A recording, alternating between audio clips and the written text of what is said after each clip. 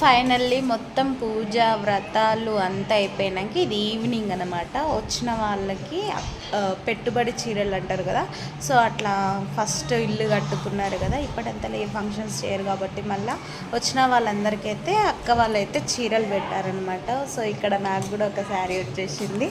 So saris ఇక్కడ అందరిని ఒక దగ్గర కూర్చోబెట్టి వాళ్ళకి ఇట్లా శారీస్ పెట్టారనమాట.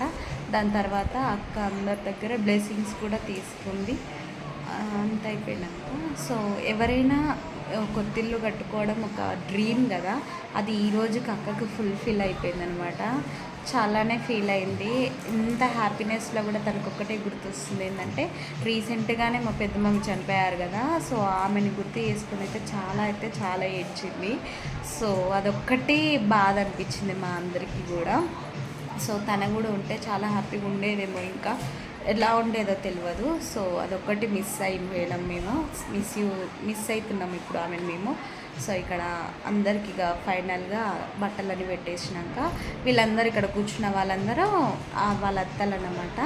దెన్ నేను చిన్నపిల్లని ఆమె కట్ట కాబట్టి నా కాళ్ళు అట్లా చేయొద్దు కాబట్టి ఇక్కడ పెద్దవాళ్ళ ఆశీర్వాదాలు అయితే తీసుకుంటుంది. Do subscribe my channel.